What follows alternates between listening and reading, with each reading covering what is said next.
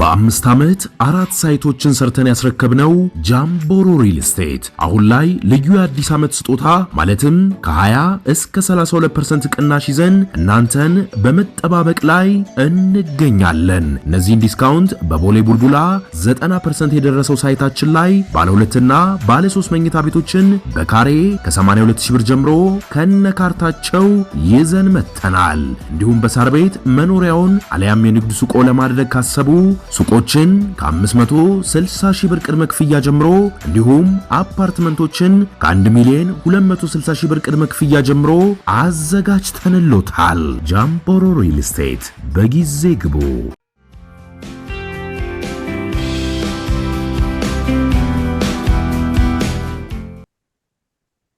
ጤና ይስጥልን ክቡራን ተመልካቾቻችን፣ ሲሳይ አጌና ከሉዓላዊ ሚዲያ ሐሙስ ጥቅምት 13 2018 ዓመተ ምህረት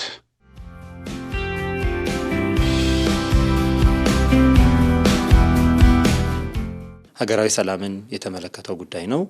በዚህ አጀንዳ ላይ ምልአተ ጉባኤው በጣም በጥልቀት በመወያየት ጊዜ ሰጥቶ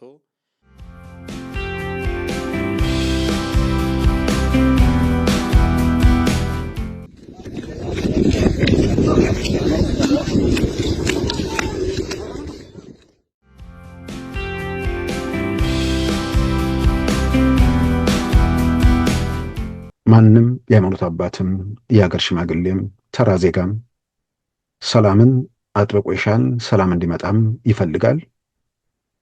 አስገራሚው ነገር ሰላም እንዳይመጣ ጥይት የሚገዙትም የሰላምን አስፈላጊነት ወይ ደግሞ ሰላም ይምጣ የሚለውን ጥሪ ያቀርባሉ። እነሱን እንተዋቸውና አባቶቹ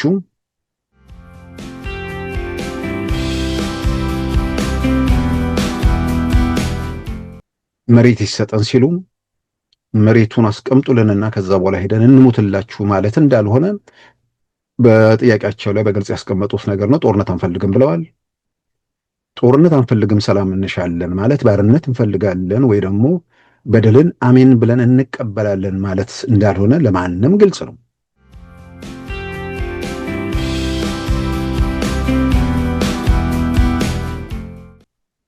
በዛሬው ፕሮግራማችን በእነዚህና በሌሎች ወቅታዊ ጉዳዮች ላይ ትኩረት አድርገናል። አሁን ወደ ዕለቱ ዜና እናመራለን። በኤርትራ መንግስት ላይ መሳሪያ ያነሳውና እስከ መገንጠል ያለውን መብቴን አስከብራለሁ የሚል የሚንቀሳቀሰው የቀይ ባህር አፋር ንቅናቄ ተዋጊዎችን ማስመረቁን ገለጸ። የኢትዮጵያ መንግስት ከፍተኛ ባለስልጣናትም ምክንያቱ ግልጽ ባልሆነና በመንግስት መገናኛ ብዙሃንም ባልተዘገበበት ሁኔታ በአፋር አካባቢ ታይተዋል። የቀይ ባህር አፋር ዲሞክራሲያዊ ድርጅት ወይም RSADO በሚል ራሱን የሚጠራው ንቅናቄ በኤርትራ የሚገኙ አፋሮች የፖለቲካ መገለል እንዲሁም ብዝበዛ እየተካሄደባቸው ነው በማለት የራስን ዕድል በራስ መወሰን መብት እስከ መገንጠል የሚል ዓላማ ይዞ መሳሪያ ከነሳም 3 አስርት ዓመታት ማስቆጠሩም ተመልክቷል። ከ7 ዓመታት በፊት በኢትዮጵያ የተፈጠረው የፖለቲካ ለውጥ በንቅናቄው ላይ ባሳደረው ተጽዕኖ ተዳክሞ መቆየቱንም መረዳት ተችሏል። አሁን በይፋ የትጥቅ ትግል እያደረገ መሆኑን የሚገልጸው የቀይ ባህር አፋር ዲሞክራሲያዊ ድርጅት ያሰለጠናቸውን ተዋጊዎች ማስመረቁንም በትናንትናው ዕለት በይፋ አስታውቋል። የተመራቂዎቹን ቪዲዮም ተሰራጭቷል።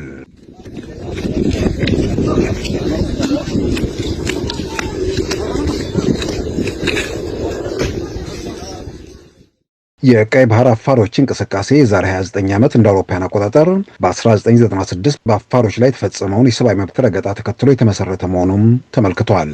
እንደ አውሮፓውያን አቆጣጠር በየካቲት ወር 1996 በኤርትራ የተካሄደውን የግዳጅ ምልመላ በተቃወሙ አፋሮች ላይ የተፈጸመውን የኃይል እርምጃም እንዲሁም ትጥቅ ለማስፈታት በሚል በማህበረሰቡ ላይ የደረሰውን ጉስቁልና በመቃወም ወደ ኢትዮጵያ መሰደዳቸውንና የኢትዮጵያና ኤርትራን ጦርነት ተከትሎ ንቅናቄውን መመስረታቸውን መረዳት ተችሏል። እንደ አውሮፓውያን አቆጣጠር በ1996 የኤርትራ መንግስት በአፋሮች ላይ የፈጸመውን ጥቃት የተባበሩት መንግስታት ድርጅት የሰብአዊ መብት መርማሪ ቡድን እንደ አውሮፓውያን አቆጣጠር በ2015 በ484 ገጽ ማጠናቀሩም ተመልክቷል። በዚህም ሪፖርቱ አፋር ህዝብ ላይ የሰብአዊ መብት ረገጣ መፈጸሙንም ዘርዝረዋል። የቀይ ባህር አፋሮች ዲሞክራሲያዊ ድርጅት ታጣቂዎቹን ባስመረቀበት በዚህ ሳምንት የብሔራዊ መረጃና ደህንነት ዋና ዳይሬክተር አምባሳደር ሬድዋን ሁሴንና የጠቅላይ ሚኒስትር አብይ የምስራቅ አፍሪካ አማካሪ አቶ ጌታቸው ረዳ በአፋር ክልል በተለያዩ ስፍራዎች ሲንቀሳቀሱ የሚያሳዩ ምስሎች ተሰራጭተዋል። ባለስልጣናቱ በአፋር አካባቢ ምን እያደረጉ እንደሆነም በግልጽ የታወቀ ነገር የለም። በኤርትራ የሚገኙ የአፋሮችን ንቅናቄ በተመለከተ ባለፈው ነሐሴ ዘአፍሪካን ሪፖርት ከፈረንሳይ የተለያዩ ወገኖችን በማነጋገር ያጠናቀረውን ዘገባ በሚከተለው መልክ ማቅረባችን ይታወሳል።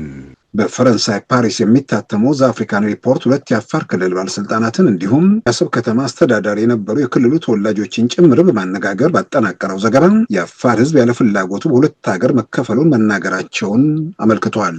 የኢትዮጵያና የኤርትራ መንግስታት በአሰብ ሳቢያ የገቡበትን ውጥረት አፋሮች በበጎ እንደሚመለከቱት የገለጸው ዘአፍሪካን ሪፖርት በሰላም የሚሆን በኃይል የአፋር አንድነት መመለስ አለበት ማለታቸውን ዘርዝረዋል። በአፍሪካን ሪፖርት ማክሰኞ እንደ አውሮፓውያን አቆጣጠር ነሐሴ 19 2005 ባቀረበው በዚህ ዘገባው አሁን የኤርትራ ግዛት በሆነው አሰብ ውስጥ የተወለዱ የአፋር ክልል ባለስልጣንን እንዲሁም የቀድሞውን የአሰብ አስተዳዳሪ በኋላም የባህልና ቱሪዝም ሚኒስትር ዴታና የአርዱፍ ሊቀመንበር የነበሩትን አቶ መሐሙድ አጋስን ጭምር በማነጋገር ባጠናቀረው ዘገባ የአፋር ህዝብ በ1983 ዓ.ም ሁለት ቦታ መከፈሉን መቃወሙን ከዚያም በፊት ለራስ ገዝነት ሲዋጋ መቆየቱን የገለጹት ስማቸው ያልተጠቀሰው ባለስልጣን በኤርትራ የሚገኙ አፋሮች በፕሬዝዳንት ኢሳያስ መንግስት ሰብአዊ መብት ረገጣና መገለል እንደሚደርስባቸውም አመልክተዋል። ዘአፍሪካን ሪፖርት በበኩሉ የ2015 የተባበሩት መንግስታት የሰብአዊ መብት ሪፖርትን በመጥቀስ አፋሮች በኤርትራ ውስጥ ስልታዊ በሆነ መንገድ ግድያ እንዲሁም በኤርትራ ወታደሮች ደግሞ መደፈር እንደሚደርስባቸው አመልክተዋል። የኤርትራ መገንጠል የአፋርን ህዝብ በቤተሰብ ደረጃ ጭምር ለሁለት ከፈለ፣ የ1990 ጦርነት ደግሞ ችግሩን አባባሰው በማለት ለዘአፍሪካን ሪፖርት የተናገሩት የአፋር ክልል ባለስልጣን አፋሮች መኖር የምንፈልገው በአንድነት ነው፣ ከቅኝ ግዛት በፊት ከኤርትራ የደጋው ህዝብ ጋር ምንም ግንኙነት አልነበረንም ብለዋል። በኢትዮጵያና ኤርትራ መካከል የተፈጠረው ውጥረት በአፋሮች ዘንድ ተመልሰው አንድ የመሆን እንዲሁም በአሰብ ወደብ የኢኮኖሚ ተጠቃሚ የመሆን እድልና ተስፋ እያደረጉ መሆኑን በዘገባው ተመልክቷል። በደርግ መንግስት የአሰብ ዋና አስተዳዳሪ የነበሩትና በኢህአዴግ ጊዜ ደግሞ በሚኒስትር ዴታነት ያገለገሉት የቀድሞ የአርዱፍ መሪ መሐሙድ አጋስ ህወሓትና ሻዕቢያ ተባብረው በኢትዮጵያ ላይ ክህደት ፈጽመዋል በማለት አሰብ እንዲሁም የአፋር ህዝብ ወደ ኤርትራ መካለሉን ተቃውመዋል። በኢትዮጵያ አቆጣጠር በ1985 በተካሄደው የኤርትራ ህዝበ ውሳኔ በኤርትራ ያለው የአፋር ህዝብ ሙሉ በሙሉ በሚባል ደረጃ መገንጠልን መቃወሙን ያስታወሱት መሐሙድ አጋስ በወቅቱ ይህንን የአፋር ህዝብ ፍላጎት ለመጠበቅ በኢትዮጵያም ሆነ በኤርትራ መንግስታት ላይ መሳሪያ በማንሳት አርዱፍን ማቋቋማቸውን ገልጸዋል። በ1990 ዓ.ም በኢትዮጵያና ኤርትራ መካከል ጦርነቱ ሲፈነዳ ከኢትዮጵያ መንግስት ጎን መሰለፋቸውን ተከትሎ ወደ ኢትዮጵያ በድርድር መመለሳቸውን በኋላም በሚኒስትር ዴታነት መሾማቸው ተመልክተዋል። አሁን በጡረታ ላይ የሚገኙትና በክልሉ ተጽዕኖ ፈጣሪ ከሆኑት አንዱ መሆናቸው በዘገባው የተገለጸው መሐሙድ አጋስ የአፋር ህዝብ መከፈሉም ሆነ ኢትዮጵያ የአሰብ ወደብን ማጣቷ በኢትዮጵያ የኢኮኖሚ እድገትና ብልጽግና ላይ ዘላቂ ጉዳት አድርሷል ሲሉ ለዘአፍሪካን ሪፖርት ገልጸዋል። በኢህአዴግ ዘመነ መንግስት የባህልና ቱሪዝም በኋላም የሳይንስና ቴክኖሎጂ ሚኒስትር ዴታ የነበሩት አቶ መሐሙድ አጋስ በሰላማዊ መንገድና በውይይት አሰብን ለኢትዮጵያ መልቀቅ እንደሚገባ፣ ሁኔታው ወደ ጦርነት ካመራ ግን የአፋር ህዝብ ከኢትዮጵያ መንግስት ጎን መቆም እንዳለበት ገንዝበዋል። ጦርነቱ ከተነሳ ደግሞ አሰብ የሚገኝበትን የደንከል ባህር ዳርቻ ከመቆጣጠር ያነሰ መፍትሄ እንደማይኖርም ለዘአፍሪካን ሪፖርት ገልጸዋል። በትናንትናው ዕለት ዓመታዊ ጉባኤውን የጀመረው የኢትዮጵያ ኦርቶዶክስ ተዋሕዶ ቤተክርስቲያን ቅዱስ ሲኖዶስ በኢትዮጵያ ሀገራዊ ሰላም እንዲሁም በትግራይ በተፈጠረ ሁኔታ ላይ መወያየቱ ተገለጸ። የቤተክርስቲያኒቱ መገናኛ ብዙኃን ባሰራጨው መረጃ እንዳመለከተው ሲኖዶሱ በትናንትናው ዕለት ከተወያየባቸው 4 ጉዳዮች ሁለቱ በሀገራዊ ሰላምና ጸጥታ ላይ ያተኮሩ መሆናቸው ተመልክተዋል። በሲኖዶሱ መክፈቻ ጉባኤ ላይ ፓትርያርኩ ያቀረቡትን የሰላም ጥሪ በመቀበልና ይህንንም አጀንዳ አድርጎ በመቅረጽ ሲኖዶሱ ባደረገው ውይይት ቀደም ሲል በግንቦቱ ሲኖዶስ የተመረጡትን ጳጳሳትን የጨመረው የሰላም ኮሚቴ ተግባሩን አጠናክሮ እንዲቀጥል እንዲሁም በትግራይ የተፈጠረ ሁኔታን በተመለከተ ውሳኔ አሳልፏል። በመቀጠል በሶስተኛና በአራተኛ ደረጃ የተቀመጡት አጀንዳዎች በሶስተኛ ደረጃ ሀገራዊ ሰላምን የተመለከተው ጉዳይ ነው። በዚህ አጀንዳ ላይ ምልአተ ጉባኤው በጣም በጥልቀት በመወያየት ጊዜ ሰጥቶ ቀደም ሲል በግንቦቱ የቅዱስ ሲኖዶስ የርክበ ካህናት ምልአተ ጉባኤ ላይ በብፁዓን አባቶች የሚመራ በብፁዓን አባቶችን የያዘ 5 አበይት የሆኑ የቤተ ክርስቲያናችን የቅዱስ ሲኖዶስ አባላት ሊቃነ ጳጳሳትን የያዘ ኮሚቴ መዋቀሩ ይታወቃል። ሀገራዊ ሰላምና የቤተ ክርስቲያን አንድነትን የተመለከተ በዚህም እንግዲህ ኮሚቴው የሰራውን ስራዎች በመጠየቅ በአጠቃላይ አሁን ያለውን በወቅታዊ የሀገራችን ጉዳይ ሰፊ ውይይት በማድረግ አንደኛ ቀደም ሲል የተቋቋመው ኮሚቴ ስራውን አጠናክሮ እንዲቀጥል በሀገራዊ ሰላምና በወቅታዊ በሆኑ ጉዳዮች ላይ ቤተክርስቲያናችን ልታደርግ የሚገባውን ነገሮች በሙሉ በማንሳት የቤተክርስቲያን የሰላም ስራ ተጠናክሮ እንዲቀጥል ሰፊ ውይይት በማድረግ ምልዓተ ጉባኤው መመሪያም ሰጥቷል፣ ውሳኔም ወስኗል። በትግራይ የተፈጠረውን ወቅታዊ ክፍፍል በሚል ሲኖዶሱ ባደረገው ውይይት ህዝባችን ቤተ ክርስቲያናቱም የቤተ ክርስቲያን ሀብት እንደመሆናቸው ቀደም ብሎ የተዋቀረው የሰላም ኮሚቴ ስራውን አጠናክሮ ይቀጥል ሲል መወሰኑን በዘገባው ተመልክቷል። የቅዱስ ሲኖዶሱ ጉባኤ በዛሬው ዕለትም በሌሎች አጀንዳዎች ላይ ውይይቱን ቀጥሏል። ፓትርያርኩ ብፁዕ ወቅዱስ አቡነ ማትያስ ቅዱስ ሲኖዶሱ በሀገራዊ ሰላም ላይ እንዲወያይ ትናንት ጥሪ ማቅረባቸው ይታወሳል።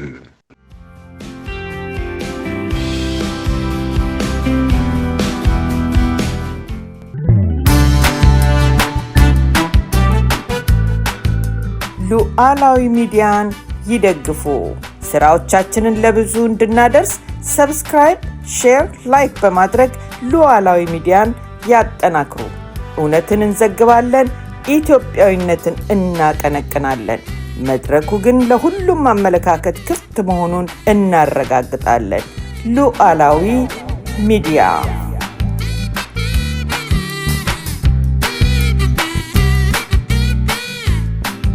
ክቡራን ተመልካቾቻችን የኢትዮጵያ ኦርቶዶክስ ተዋሕዶ ቤተክርስቲያን ፓትርያርክ ብፁዕ ቅዱስ አቡነ ማትያስ በትናንትናው ዕለት የቅዱስ ሲኖዶሱ ዓመታዊ ጉባኤ መጀመርን በተመለከተ ከኢትዮጵያ ሰላምና ጸጥታ ጋር በተያያዘ መልእክት ማስተላለፋቸውና ቅዱስ ሲኖዶሱም በዚህ ጉዳይ ላይ ተነጋግሮ ውሳኔ እንዲያሳልፍ ጥሪ ማቅረባቸው ይታወሳል።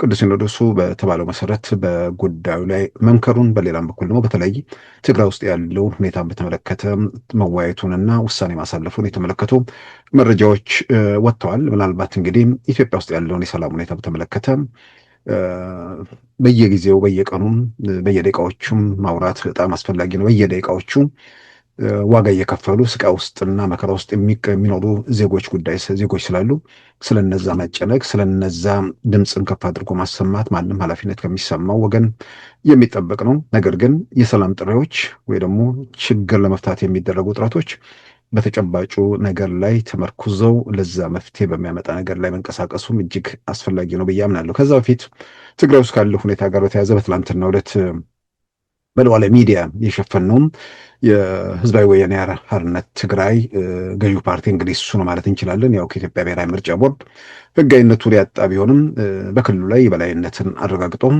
የኢትዮጵያ ፌዴራል መንግስት የሾማቸው የጊዜ አስተዳደሩ ፕሬዝዳንት ጭምር በየትኛው መድረክ ላይ ከእርሳቸው ጋር እኩል ትከሻ የሚለካኩት የህወሓት ሊቀመንበር ወይም ማለትም የተሰረዘው ህወሓት ሊቀመንበር ዶክተር ደብረጽዮን ገብረ ሚካኤል ስለሆኑ በክልሉ ገዢ ፓርቲ ከሚግለው በላይ በታጣቂዎቹም ላይ በየትኛውም ቦታ ላይ ሚናዊ ደግሞ ተጽዕኖ ስላላቸው አንዳንዴ ክልሉን በትክክል ለመግለጽ ህወሓት በሚል መጥራቱ የበለጠ ተገቢ ነው እያምናለሁ። ጊዜ አስተዳደሩ ከሚለውም በላይ ማለት ነው። በጊዜ አስተዳደሩ ውሳኔ ለሀገሪቱ ማለት ለክልሉ በሚንቀሳቀሱ የጦር አዛዦች መሬት እንዲሰጥ ውሳኔ መተላለፉና የውሳኔውን ዝርዝር በተመለከተ 3 ገጽ ሉዓላዊ ሚዲያ አግኝቶት በትናንትናው ዕለት በዜና ማቅረባችን ይታወሳል። እርግጥ ነው ለባለስልጣናቱ ወይ ደግሞ ለጀነራሎቹ የተሰጠው ቦታ ያን ያህል ትልቅ ጉዳይ ሆኖ አይደለም። ግን እጅግ አስገራሚ የሚሆነው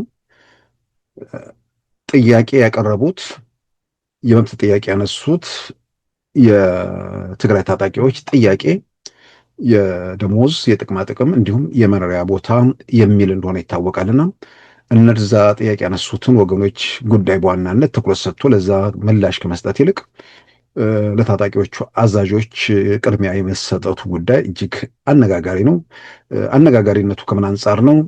በአንድ በኩል በዚህ ወቅት እዚህ ላይ አሁን ስም ዝርዝራቸው የተዘረዘረው ማለትም 500 ካሬ ሜትር የሚያገኙ 505 ጀነራል መኮንኖች እንዲሁም ደግሞ ሌሎች 200 ካሬ ሜትር ቦታ እየተፈቀደላቸው 16 ጀነራል መኮንኖች 27 ደግሞ ኮሎኔሎች 140 ካሬ ሜትር ተፈቅዶላቸዋል።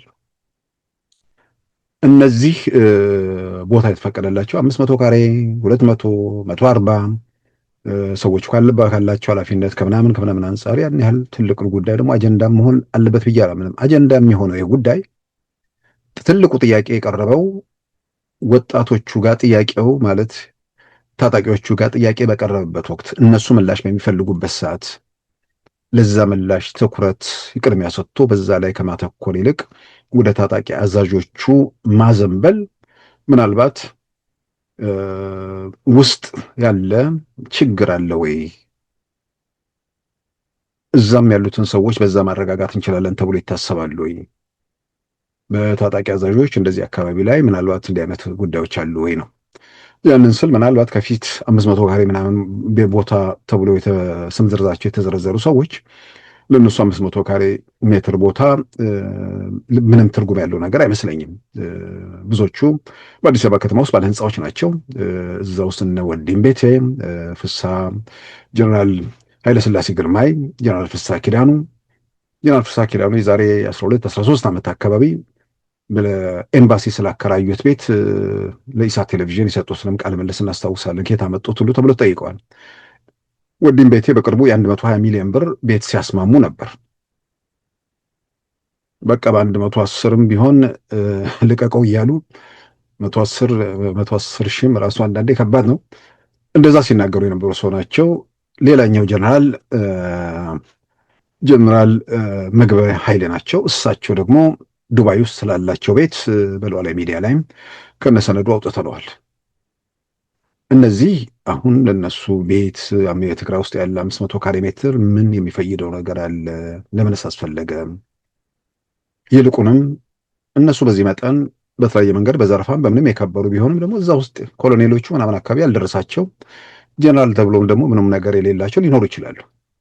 ስለዚህ በዚህ ያሳቦ ለሌሎቹ ከተሰጠ ለነሱ የሚሰጥ ተብሎ በዚህ ሂደት ውስጥ ታጣቂዎቹ አዛዦች አካባቢ ላይ መሬት በመስጠት ልንይዛቸው እንችላለን የሚሏቸው ሰዎች አሉ የሚል በተወሰነ ደረጃ ጥያቄ የሚያስነሳ ነገር ነው። ከምንም በላይ ጥያቄው ግን የመሬት የቦታ የደሞዝ ብቻ ሳይሆን የሚሰጣቸውን ቤት ጠይቀው ቤት መስሪያ ቦታ እንዲሰጣቸው ጠይቀው የሚሰጣቸውን ቤት ግን የሚኖሩበት ሀገር ደግሞ እንዲኖሩ ይፈልጋሉ።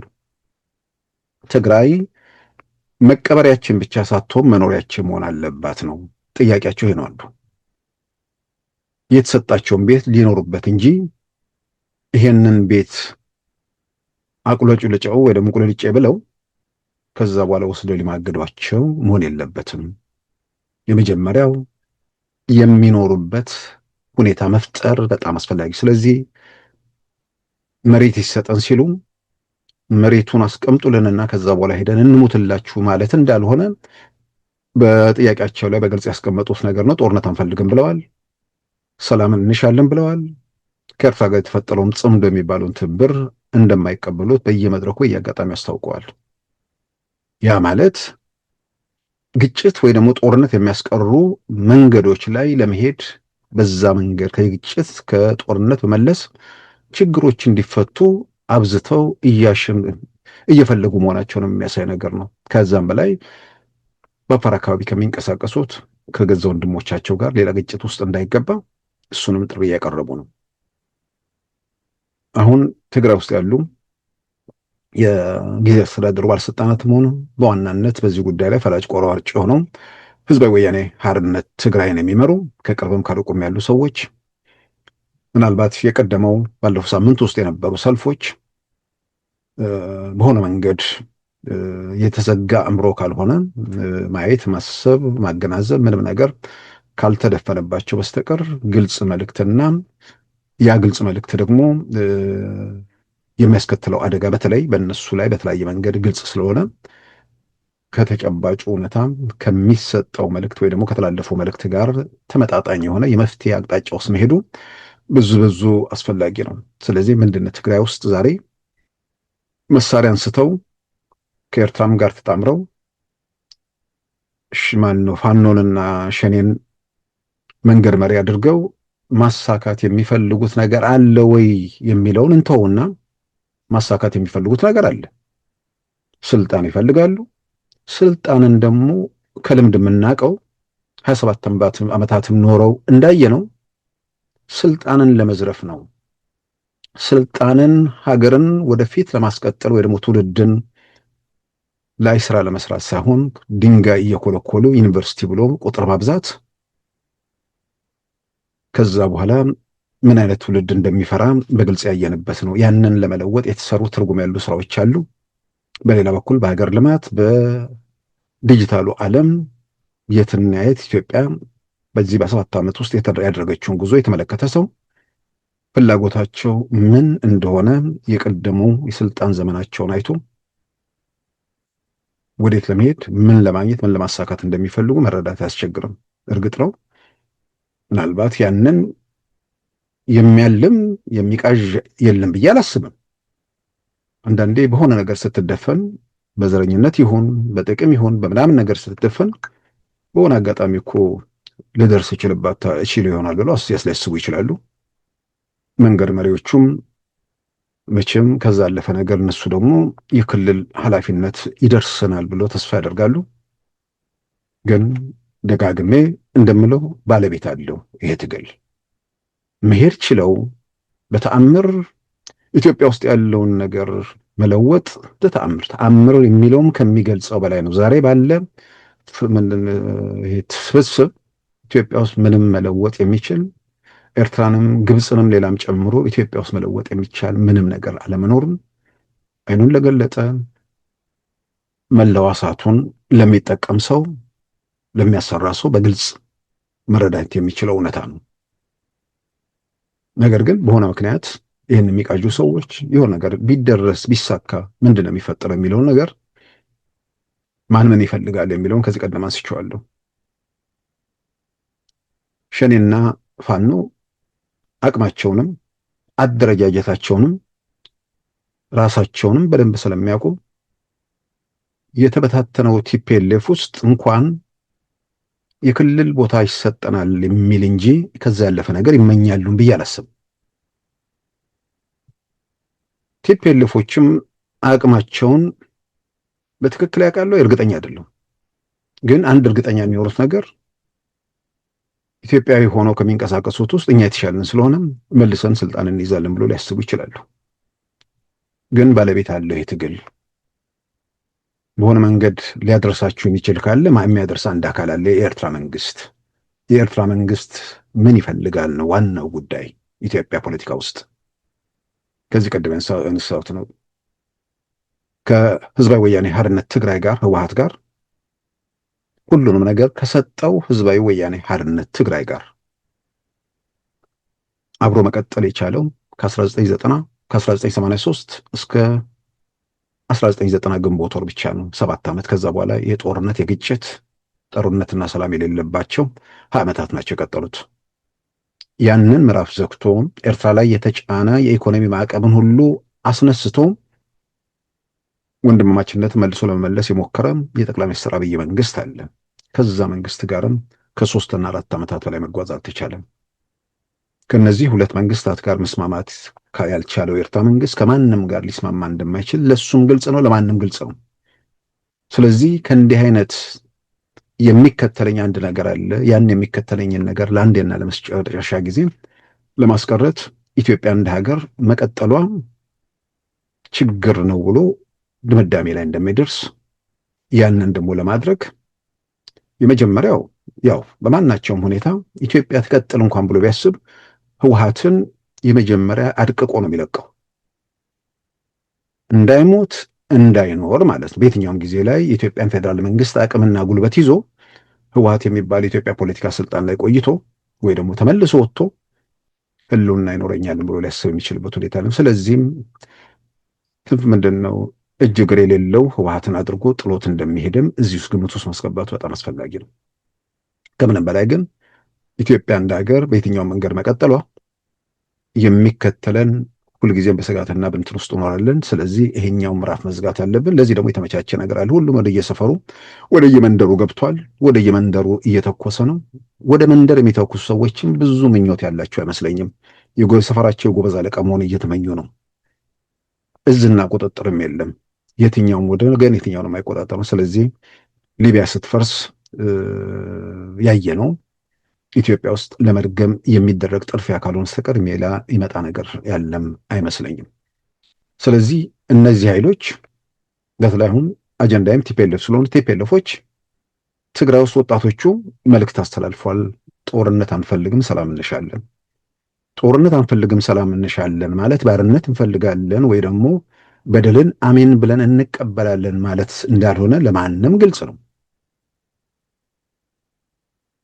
ወጣቶቹም በደል ባለበት፣ ባርነት ባለበት፣ ጭቆና ባለበት ጦርነት ፈርተን ሌላ ነገር ሰክተን ያንን እንቀበላለን እያሉ እንዳልሆነም ለማንም ያጠራጥራለም። ስለዚህ ቲፒኤልኤፍ ባለቤቱ እዛ ትግራይ ውስጥ አሁን ለመተኮስ ወይ ደግሞ ወጣቶቹን መልሶ እሳት ውስጥ ለመክተት የሚጣደፈው ቡድን ለመተኮስ የምትፈልገውን ለምንድን ነው?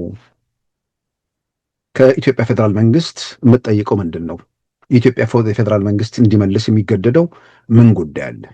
ይሄን የማስረዳት ኃላፊነት ህዝባዊ ወያኔ ሓርነት ትግራይ ላይ አርፏል። ይህን አጀንዳ እዚህ ጋር ሳመጣም ፓትርያርክ ብፁዕ ቅዱስ አቡነ ማትያስ የሰላም ጥሪ ካቀረቡት ጋር ወደኋላ ልመለስበትም ስለምፈልግ ነው። ይህን ጥያቄ በዚህ ቀደም በተደጋጋሚ ለፋኖ አንስተነዋል፣ ለኦላ አንስተነዋል። ለምንድን ነው የምትተኩሱት? ምን ለማግኘት ነው የምትተኩሱት? እናንተ ስልጣን ብትይዙ እንወክለዋለን የምትሉት ህዝብ የሚያገኘው አሁን ስልጣን ላይ ያለው መንግስት ደግሞ የነፈገው ነገር ምንድን ነው? ይሄንን ማስረዳት ይሄንንም መሰረት አድርጎ ተከታዮችም ላይ ግልጽ መልእክት ማስተላለፍ በጣም ተከታዮች ላይ ግልጽ መልእክት የሚል ነገር ሲመጣ ተከታዮች የሚባሉት ዘግቶ የሚጫወተው ተከታይ ለሱ ሁሉንም ነገር መንገድ ይቻላል። ለሱ ትላንት እኮ ያየነው ነገር ነው። በአደባባይ እየተነገረ አምባሳደር ኩማ ደመቅሳን መልእክት ቆርጦና ቀጥሎ ይሄ ሆነ ብሎ ሲነግሩት ይሄንን አድምጦ በዚሁ መንገድ የሚንቀሳቀስ የጨፈነ አይኑን ለመግለጥ ብዙ የሚቸገር ለማድመጥም ለማገናዘብም ራሱ ላይ የቆለፈ ተከታይ እንዳለ አውቃለሁ። ለሱ ሳይሆን እውነተኛ መፍትሄ ፈልገው እውነተኛ ችግር ካለ ለዛ ችግር መፍትሄ ለማዋጣትና መፍትሄው መተኮስ ከሆነም አብረው ለመተኮስ የሚዘጋጁ ወገኖች ስለሚያስፈልጓችሁ ምንድን ነው የምትፈልጉት የሚለውን ያን የማስረዳቱ ጉዳይ እጅግ መሰረታዊ ጉዳይ ነው። ቲፒኤልኤፍ ለጀነራሎቹም በኋላም ለታጣቂዎቹ አንደኛ ለታጣቂዎቹ ሰጠዋል ያሉት መሬት ትግራይ ውስጥ ምናልባት አንዱን ዞን የሚያክል መሬት ምናምን እንደሆነም አንዳንዶች ያነሱ ሰምቻለሁ።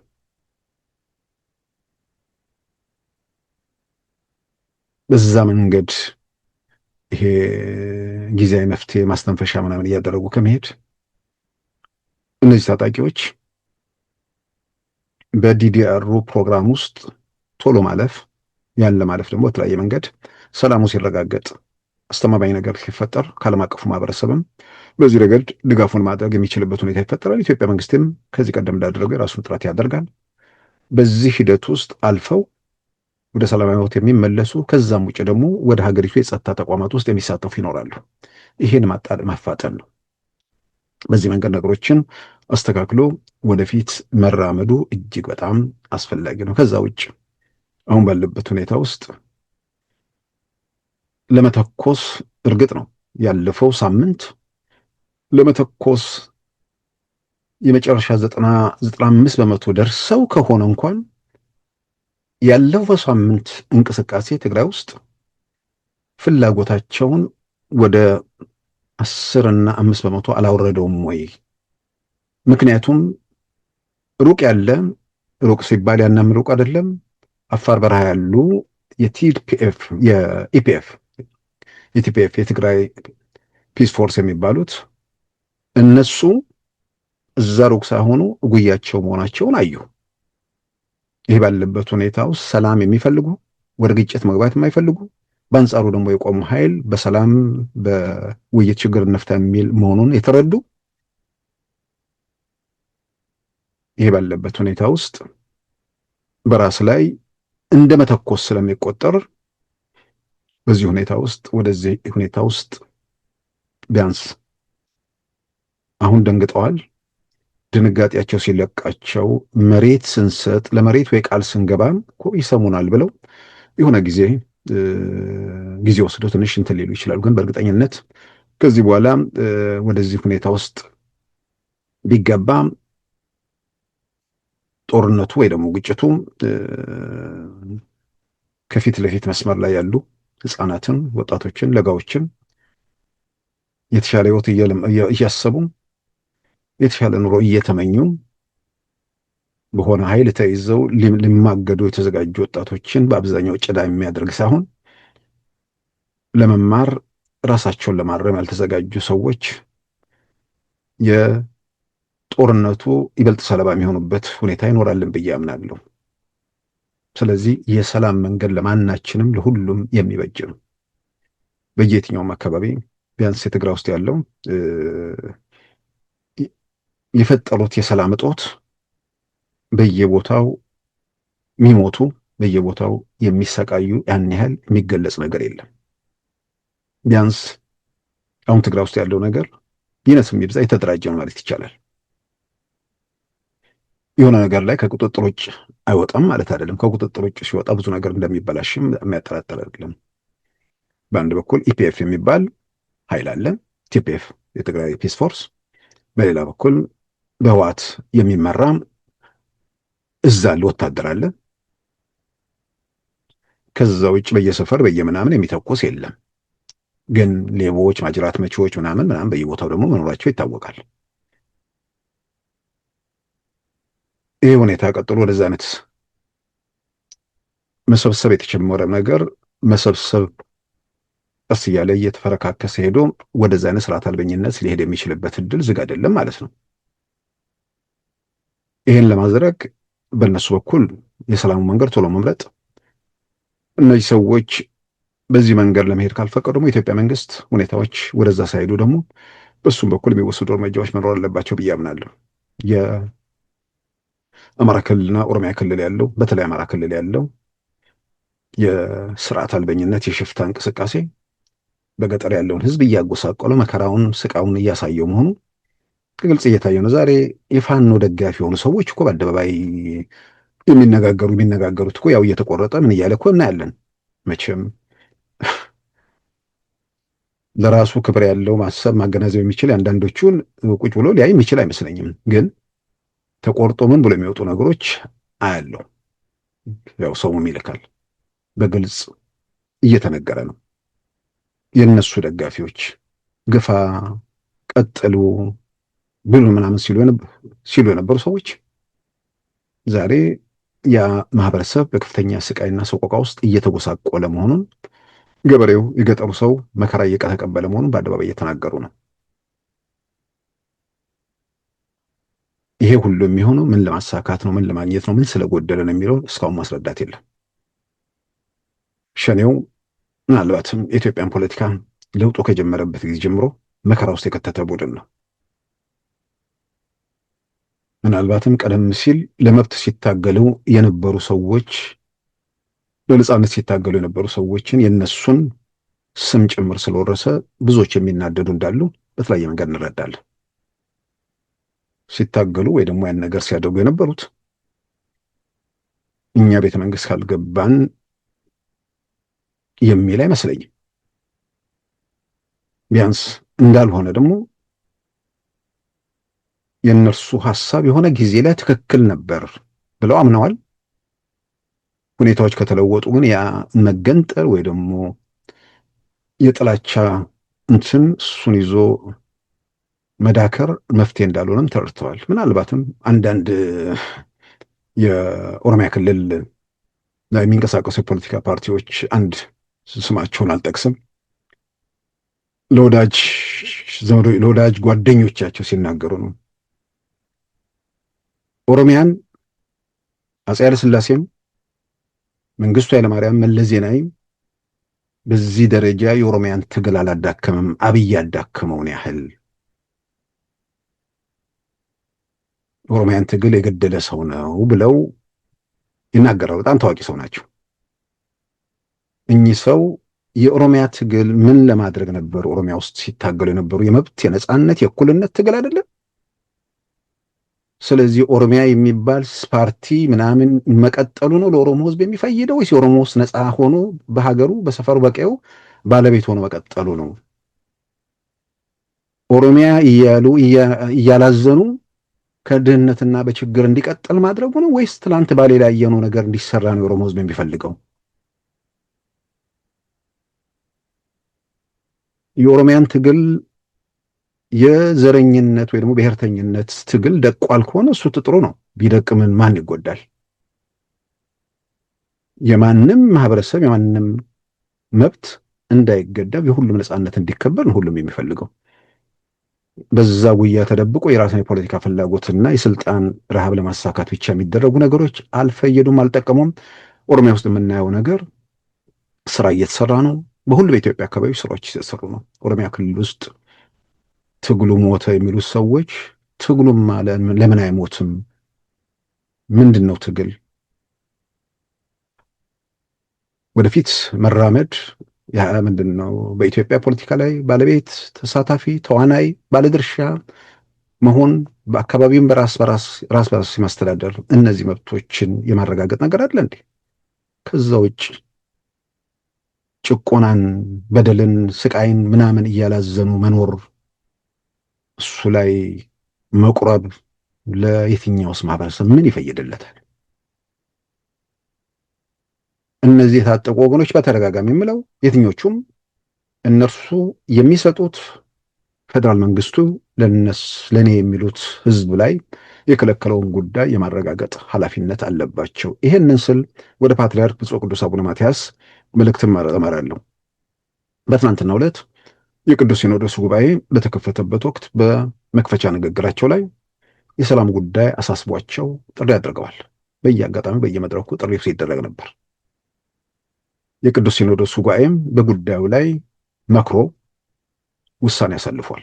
በትናንትናው ዕለት የመጀመሪያው ቀን ጉባኤ ላይም በአጀንዳ ደረጃ ከቀረቡ ጉዳዮች አራቱ የኢትዮጵያ አጠቃላይ ሰላም ሁኔታ፣ ሁለተኛ ትግራይ ውስጥ ያለው ሁኔታ፣ ከዛ ውጭ ቤተ ክርስቲያኒቱ የውስጥ ጉዳይ ላይ ያተኮሩ ጉዳዮች ተነስተዋል። በይፋ ቤተ ክርስቲያኒቱ አሁን አንድ በጣም ያስደስተኝ ነገር የዚህ መረጃ ምናምን በመስጠት ረገድ በጣም ማዕከላዊነትን በጠበቀ መንገድ እያንዳንዱን ነገር በተመለከተ ለእምነቱ ተከታይም ለሌላው ኢትዮጵያዊም መረጃ በመስጠት ረገድ የተጠናከረ ነገር በዚህ በቤተ ክርስቲያኒቱ ማህበራዊ ገጾችም ቴሌቪዥኖችም እንደዚህ በደንብ መረጃዎች እየወጡ ነው። እዛ ላይ እንደተከታተል ነው ቤተክርስቲያኒቱ በቅዱስ ሲኖዶሱ በኢትዮጵያ የጸጥታ ጉዳይ ሰላም ጉዳይ ላይ ባለፈው ዓመት ግንቦት ወር ይህን በተመለከተ ጳጳሳት ያሉበት ኮሚቴ አዋቅሯል። ያ ኮሚቴ ኃላፊነቱን አጠናክሮ እንዲቀጥል ወስነዋል። በሌላ በኩል ትግራይ ውስጥ ያለውን ክፍፍል በተመለከተ እንዲሁም ከቤተክርስቲያኒቱ ጋር ያለውን ችግርን በተመለከተ በዛ ጉዳይ ላይ ተነጋግረው ከዚህ ቀደም በጊዜ ጉዳይ ላይ የተዋቀረ ኮሚቴ ያለ እሱም ተግባሩን እንዳጠናክሮ እንዲቀጥል ቅዱስ ሲኖዶሱ መወሰኑን የሚገልጹ መረጃዎች ናቸው የወጡት። እንግዲህ በግሌ ብዙ ጊዜ በተደጋጋሚ ያነሳሁት ነገር ነው። ማንም የሃይማኖት አባትም የሀገር ሽማግሌም ተራ ዜጋም ሰላምን አጥብቆ ይሻል፣ ሰላም እንዲመጣም ይፈልጋል። አስገራሚው ነገር ሰላም እንዳይመጣ ጥይት የሚገዙትም የሰላምን አስፈላጊነት ወይ ደግሞ ሰላም ይምጣ የሚለውን ጥሪ ያቀርባሉ። እነሱን እንተዋቸውና አባቶቹ የሀገራችን ጉዳይ ያሳስበናል የሚሉ ዜጎች የሚያቀርቡትን የሰላም ጥሪ በተመለከተ ሰላሙ ጥሪ የሚያቀርብ አካል ምናልባት ኮሚቴ ተዋቅሯል ስለተባለ ከኮሚቴው ጋር የሚሰሩ አካላትም በተለያየ መንገድ የሌሎች ውጭ ሆነን ሂደቱን የምንከታተል ሰዎችም የምናንሳቸው ነገሮች በሀሳብ ደረጃ የሚጠቅም ከሆነ ሰላም ኮሚቴ የተዋቀረ አካል የመጀመሪያው ተግባር ኢትዮጵያ ውስጥ ችግሮች መኖራቸው ላይ ጥያቄ የለም፣ ችግር አለ። ሁለተኛው ችግሩን ማን ፈጠረ? ችግሮች እንዲተወሳሰቡ ችግሮቹን ለመፍታትስ መፍትሄው ምንድን ነው? አንድ ሁለት ብለን የምንዘረዝረው ብዙ ነገር አይኖርም። በዋናነት ችግር ለመፍታት መነጋገርና ሰላምን ማረጋገጥ ነው። በችግር በመነጋገር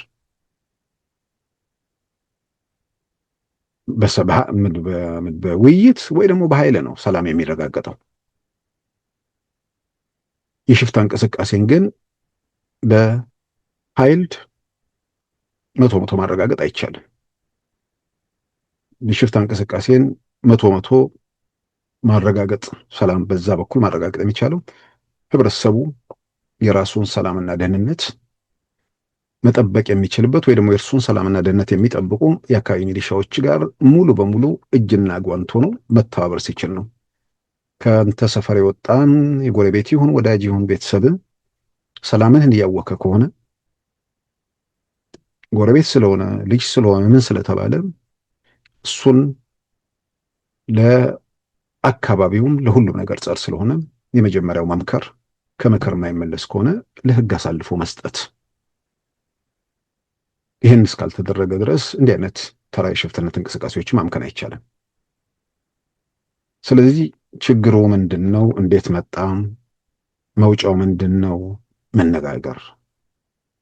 መውጫው መነጋገር ላይ መሆኑን የማንም ግንዛቤ አለ ብዬ አምናለሁ። ግን ለዛ የሚጠቅመው ነገር ችግሩ እንዴት መጣ የሚለውን፣ ችግሩ እንዴት ቀጠለ፣ ችግሩ ለምን ተወሳሰበ የሚለውንም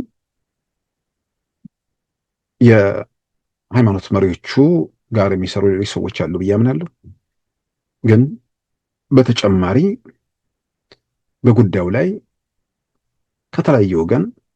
ከተለያዩ ወገኖች የቤተ ክርስቲያኒቱ ተከታይ ከሆኑ መረጃዎችን የመሰብሰብና መረጃዎችን የማስተንተን ነገር ኮሚቴው ቢኖረው። የኢትዮጵያ ችግር ምናልባት የሃይማኖት አባቶቹ ከሰፈር ከምናምን አለፍ ያሉ ስለሆነ በእነሱ በኩል ብዙ ችግር ይኖራል ብዬ አላምንም። ግን የኢትዮጵያ ፖለቲካ በአብዛኛው የመረጃ ምንጭ የሚሆነው በራስ ብሔረሰብ ወይ ደግሞ በራስ አካባቢ ላይ የተቃኙ ሚዲያዎች ናቸው። እነዛ ላይ የሚነገረው ነገር ትክክል ነው ተብሎ ይታመናል። ግራና ቀኝ ያለውን ነገር ለመመዘን አስቸጋሪ ሁኔታ ይፈጠራል። ስለዚህ በዛ ላይ ተመርኩዞ የሚሰጡ መደምደሚያዎች ሊኖሩ ስለሚችሉ ጳጳሳቱ ያው በጋራ እንኳን ኢትዮጵያ በጥቅል ሀገር የለውም የሚባለው የአካባቢ መገናኛ ብዙሃን ወይ ደግሞ የአካባቢ ላይ መሰረት አድርገው የሚቀርቡ ፕሮግራሞች የፈጠሯቸው ተጽዕኖች አሉ። በቤተ ክርስቲያን ስም ሆነው የፖለቲካ ንግድ ውስጥ ያሉ በተለያየ መንገድ ቤተ ክርስቲያኒቱን የሁከትና የመከራ አውድማ ለማድረግ ቤተ ክርስቲያኒቱ ውስጥ ስቃይ ሰቆቃ ሲኖር ለመነገድ ሲንቀሳቀሱ የነበሩ ማልናችንን በግልጽ የምናውቃቸው እነዛ ሁሉ የፈጠሯቸው ያወሳሰቧቸው በመረጃ ረገድ እነሱ የሚሉት ሁሉ ትክክል መስሎ የሚታይበት ጊዜ ስለነበር አባቶቹ ላይ በመረጃ ረገድ ክፍተቶች፣ ችግሮች አልነበሩም ማለት አይደለም። አንድ የቤተ ክርስቲያን ሰው ነኝ የሚል ከፊት ለፊት የሆነ ደግሞ የቤተ ክርስቲያን ማዕረግ ከያዘ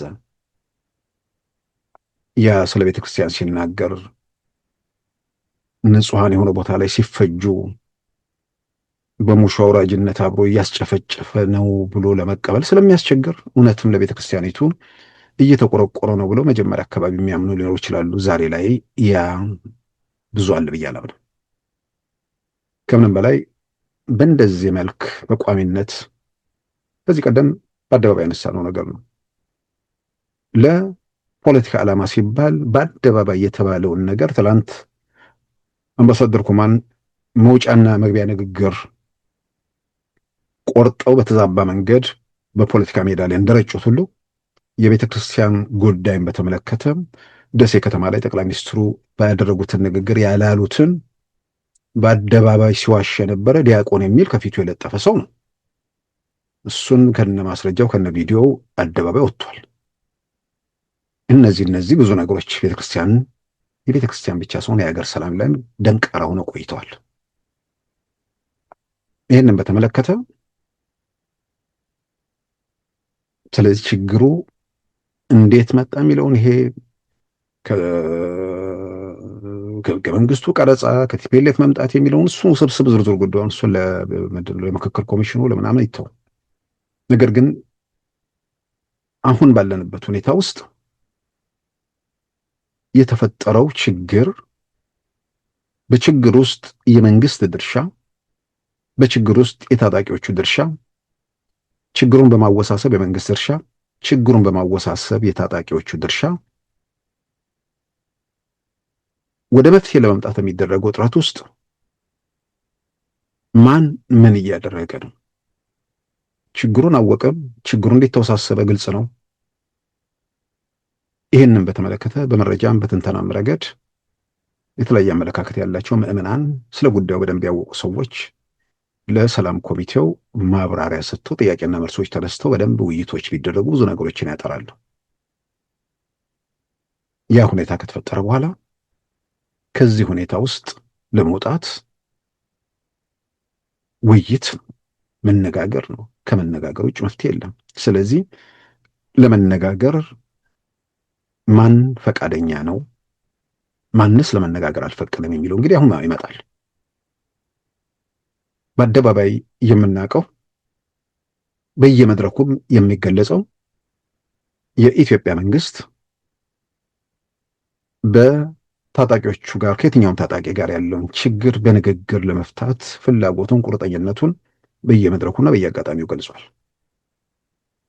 በአንጻሩ ታጣቂ ቡድኖቹ ለመነጋገር ፈቃደኝነታቸውን አላሳዩ።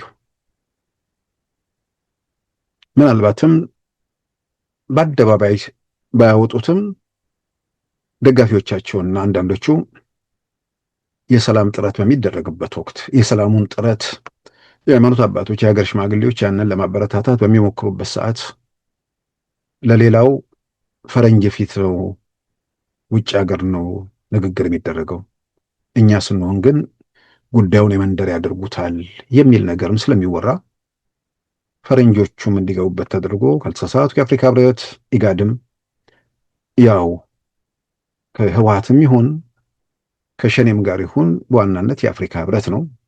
የፈረንጆቹ ጉዳይ የታዛቢነት ሚና ነው። ስለዚህ አፍሪካ ህብረትም ኢጋድም ሂደት ውስጥ ከገቡ ድርድሩ ወይ ደግሞ ንግግሩ ሲጀመር ፈረንጆች ይመጣሉ ማለት ነው። እንግዲህ የቀለም ወይ ደግሞ የእንትን ጉዳይ ከሆነ ወይ ደግሞ ፈረንጅ ፊት መነጋገር የሚያኮራም ከሆነ እሱ ተፈቅዶላቸዋል። በዚህ ረገድ ምንድን ነው የተፈጠረ ክፍተትና ወይ ጉድለት ካለ ይሄ ጉድለት አለ፣ ክፍተት አለ መባል ነው ያለበት። ለመነጋገር ፈቃደኝነት፣ ለመነጋገር የቦታ ምርጫንም ጨምሮ ማናቸውንም ነገር ለማድረግ ፈቃደኛ መሆኑን የኢትዮጵያ ፌዴራል መንግስት ገልጿል። ለመነጋገር ቅድመ ሁኔታ አላስቀመጠም። ከመነጋገራችን በፊት መሳሪያችሁን አስቀምጧል አለ። በአንጻሩ ያሉት የሸኔንም የህወሓትንም የፋኖንም በተለያየ ሁኔታ ነው የምንመለከተው። ፋኖን በተመለከተ እንግዲህ ሸኔንም በተመለከተ የፒኤልኤፍም ሁሉም በተመሳሳይ ነው። ጥያቄው ሲመጣ ፋኖ ከፈረንጆች ፊት የሚለው ነገር መጥቶ ፈረንጆች ጥረት አድርገዋል። የአፍሪካ ህብረት ጥረት አድርጎ ወደ ፈረንጆቹ ጋር ወስዳቸዋል ማለት ነው። ይሄ በተፈጠረበት ወቅት የሆነው አካል ለመነጋገር ከወሰነ በኋላ ጩኸትና ግርግሩን ፈርቶ የለሁበትም ወደሚል ነገር ሄደ። እነሱ ጩኸትና ግርግር ፈርቶ የለሁበትም ሲሉ እዛው በነሱ ሳቢያ ግን በየቀኑ ሰው እየሞተ ነው። ንጹሃን እየረገፉ ነው። ሰላማዊ ሰዎች በመውጣት በመግባት ህይወታቸው ኑሯቸው እየታወከ ነው። ያልገባቸው ያልተረዱ በለጋ ዕድሜያቸው እነዚህን ሰዎች ተከትለው የወጡትም እየረገፉ ነው።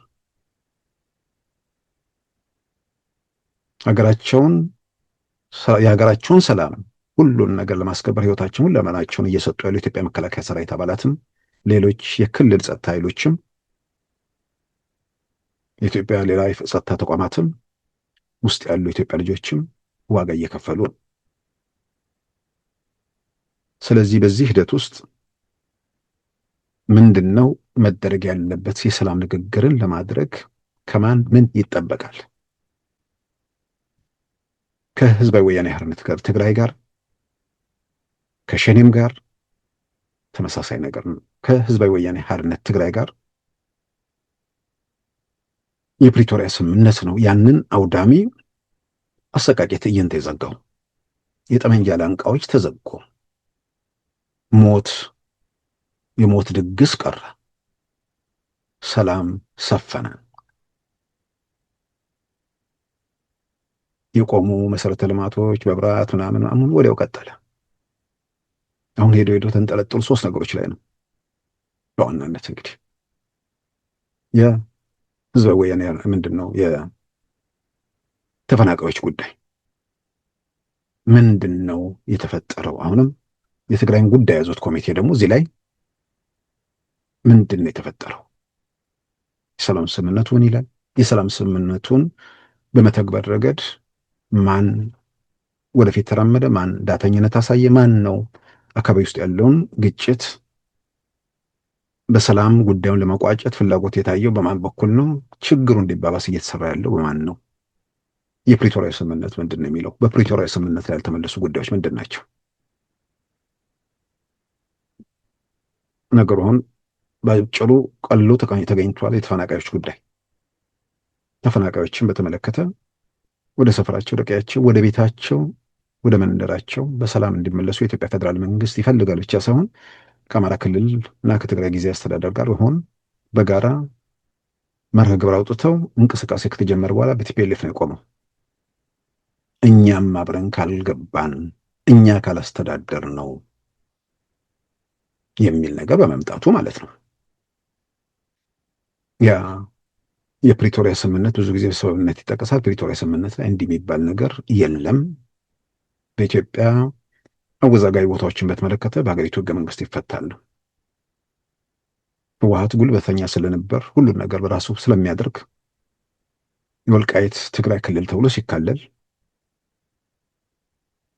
ያንን ቦታ ላይ ነዋሪ የነበሩ በሺዎች ሀገር ለቀው ተሰደው በሱዳን ስደተኛ ካምፕ ተንከራተው ሌሎቹም በመላው ዓለም በተበተኑበት ሁኔታ ውስጥ ያኔ ጨዋታቸውን ሲያሰሙ ድምፅ ሲያሰሙ የሚያደምጣቸው አልነበረም። አሁን ደግሞ የትግራይ ተወላጆች በተመሳሳይ ተፈናቀሉ።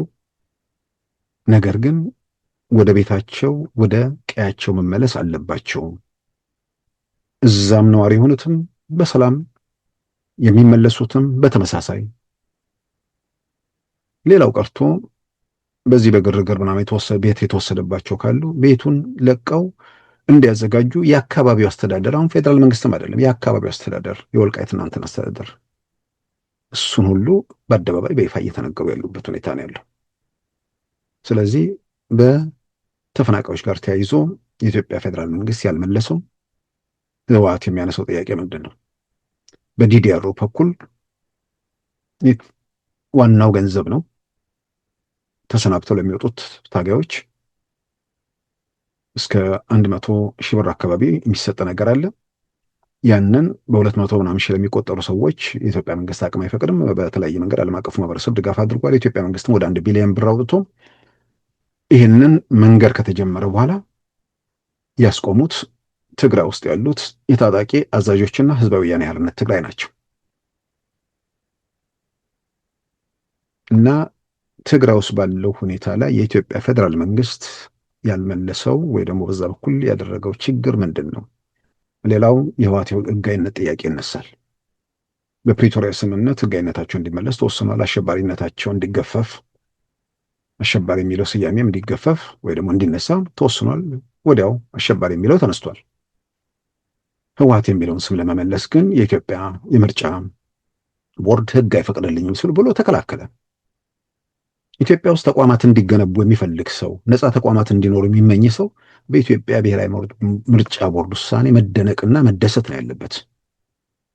የዛኑ ያህል ደግሞ የኢትዮጵያ መንግስት ኃላፊነት አለበት። በፕሪቶሪያው ስምምነት መሰረት ህወሓትን ህጋዊ ያደርጋለሁ ስላለ ያን ህጋዊነት መጠበቅ ስላለበት አዋጅ አሻሻለ። ህጋዊነቱ መስመር ተጀመረ።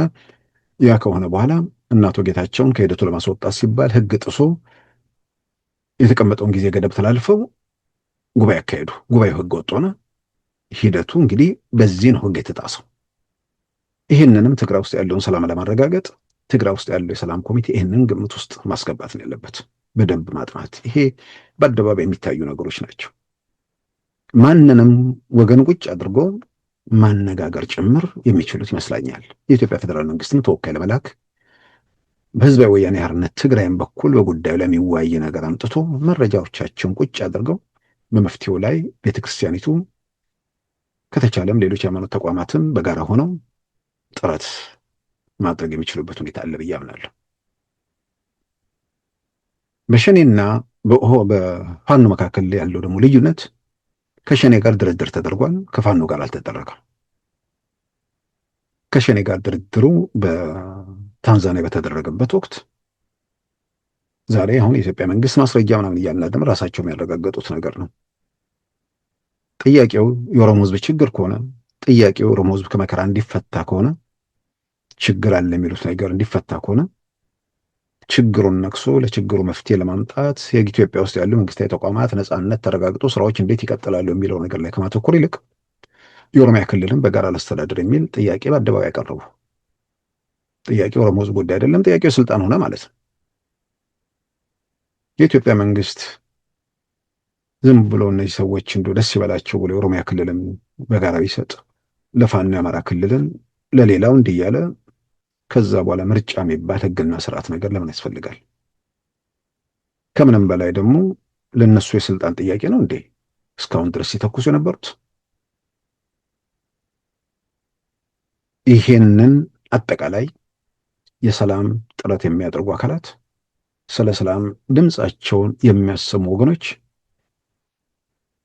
በጥቅል በየግል ባለ መረጃ ሳይሆን አጠቃላይ ሂደቶቹ ምንድን ናቸው ብለው በጉዳዩ ላይ ባለሙያዎችን ጭምር አሳትፈው ውይይት ተደርጎ በውይይቱ ላይ መሰረት አድርገው ኮሚቴው የመፍትሄ ሀሳብ ብሎ ይሄንን በአደባባይ ማቅረብ፣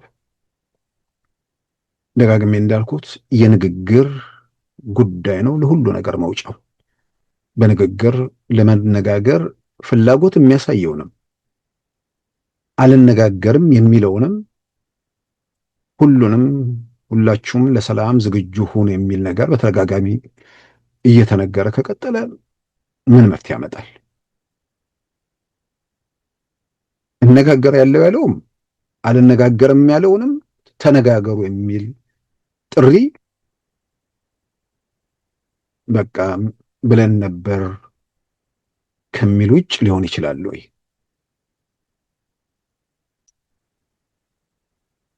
አልነጋገርም ያሉ አካላትን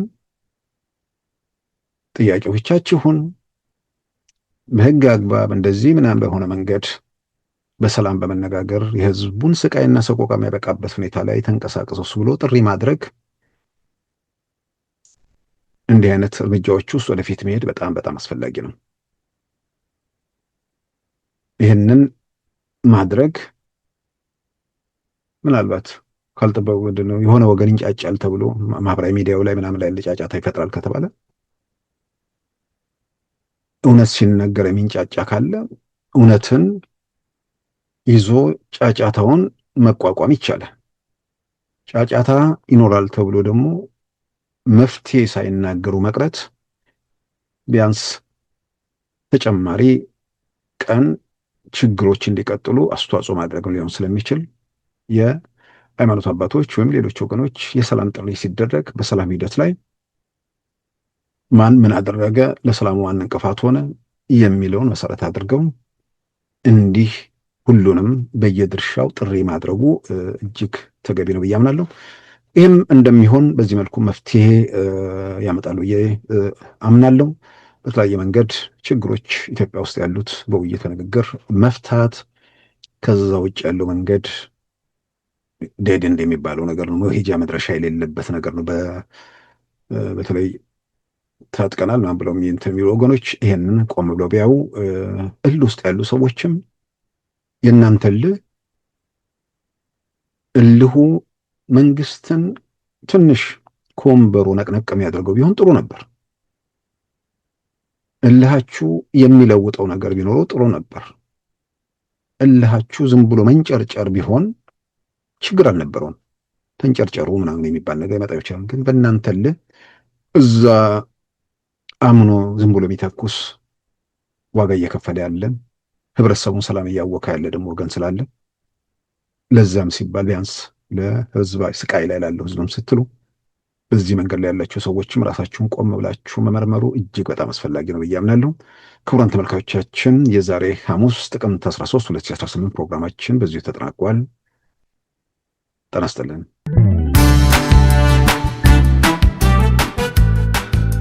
ሉዓላዊ ሚዲያን ይደግፉ። ስራዎቻችንን ለብዙ እንድናደርስ ሰብስክራይብ፣ ሼር፣ ላይክ በማድረግ ሉዓላዊ ሚዲያን ያጠናክሩ። እውነትን እንዘግባለን፣ ኢትዮጵያዊነትን እናቀነቅናለን። መድረኩ ግን ለሁሉም አመለካከት ክፍት መሆኑን እናረጋግጣለን። ሉዓላዊ ሚዲያ